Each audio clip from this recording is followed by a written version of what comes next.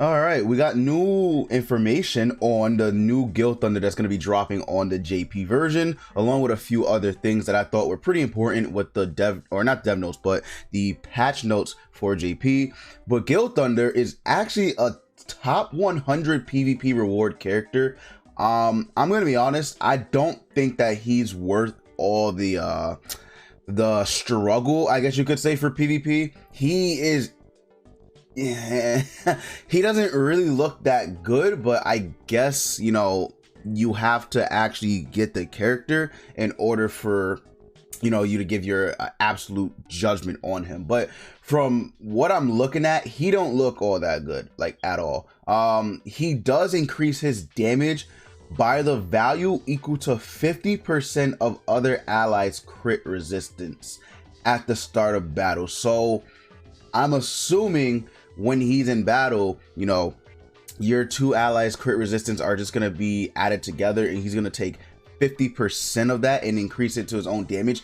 I have no idea how that's going to work. I have no idea, but it doesn't really look like he's going to be all that strong either, because his first skill is Goddess Elizabeth, so he cancels stances on one enemy, stuns, etc, etc. You already know how that works. So it looks like he has that, but then he has Detonate AoE. I guess they wanted you to use him with Hauser, because Hauser increases, you know, allies detonate damage by an additional, what is it, 40%. So I guess they wanted you to use him with the new Hauser. Oh, it's 30%, but that team is gonna like get absolutely obliterated. Maybe if you use him with Bond, maybe, but I don't know. I don't know. He's not looking all that good. And then of course, since he's just basically Gilthunder, right?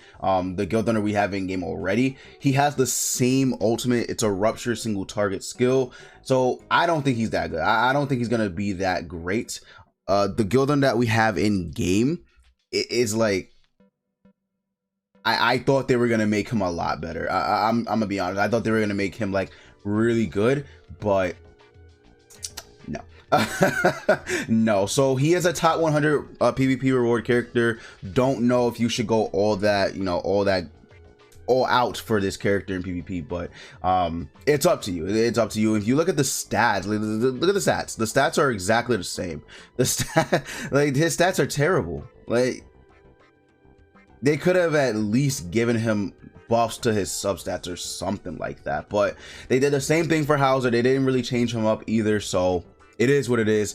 At the end of the day, I don't think he's going to be that great, but we do have a little bit more information on his holy relic, which I'll get into in a little bit. But first, I wanted to go over the changes to the coin shop. So you can now exchange festival coins for dungeon keys, Stone of Fate, which I'm not sure what this is. I think this is the win source that we have on global. I think it's called the win source, right? You know, the medallions, I guess you could say, that you need in order to actually craft a holy relic for SSR characters. So we have this in the coin shop now, but you can only do it one time.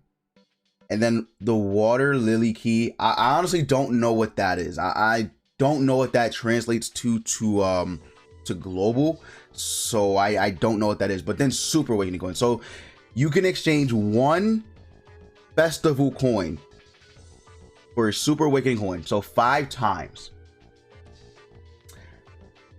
I think I'd rather them just had, you know, if you have one festival coin, you can exchange it for you know, 5 super awakening coins. That would have been way better than exchanging 5 festival coins for 5 super awakening coins. That's terrible. That's terrible. All in all, this shop, do not touch it. Do not touch. Like there's absolutely no reason for you to touch these. Maybe the Stone of Fate, I'll give you that. Maybe the Stone of Fate or the Wind Source, whatever you want to call it, I'll give you that. But otherwise, there's no reason to touch this at all. Like there's literally none. It's not even worth your time. But yeah, so this is going to be added after the maintenance for JP, and obviously it will come to global, you know, in the coming weeks. So there you go. And then also, we're going to be getting a PC version of Grand Cross. I did not think that I did not think that it was coming this soon, but there you go. I don't know what difference this makes because it's the same game basically. I don't know if it's going to be on Steam or what, probably on Steam, but there you go. If you're a PC player, it's coming to PC. So there you go. But now we got new holy relics for Arthur, Easton, and Gilthunder. I'm gonna be honest, I don't know how these relics are gonna hold up, but Excalibur Arthur is really good. His holy relic is actually really strong and very useful. So we'll start off with new King Arthur. So this is the red, blue, and green Arthurs. Now their holy relic allows them to at the start of battle for 1 turn, applies an effect that decreases all enemies defense related stats by 20%. I guess not that good. Not for 1 turn, literally for 1 turn. I guess Excalibur Arthur removes the hero's debuffs and fully heals the HP when the hero survives with 50% HP or less.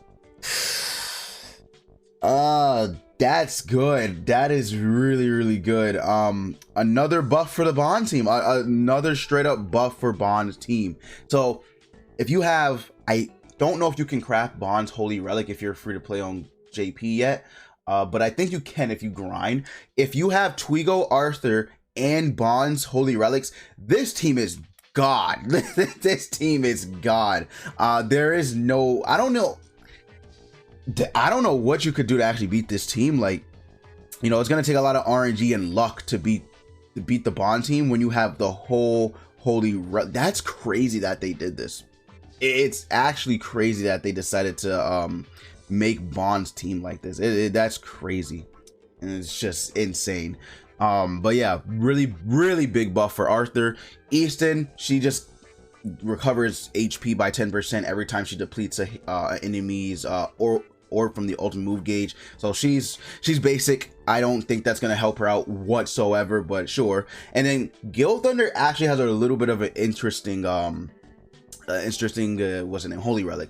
So he increases resistance, crit resistance, and crit defense by 4% for each ultimate move gauge orb, and then if it's at max, he will increase it by an additional 20%. So you can get up to a maximum of 40% resistance, crit resistance, and crit defense. I don't think that's going to be the craziest change, but if you're using Red Gil for some reason, right? If you're using Red Gilthunder increases his resistance by 100% when his passive is completely maxed out. So if you have all your ultimate move gauge orbs filled, he does increase his resistance by 100%.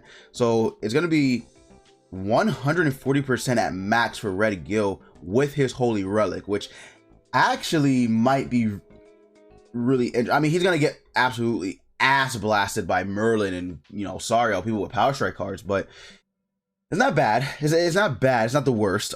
His crit resistance will go up to 53 if you're just using him base. His crit defense will go up to 67.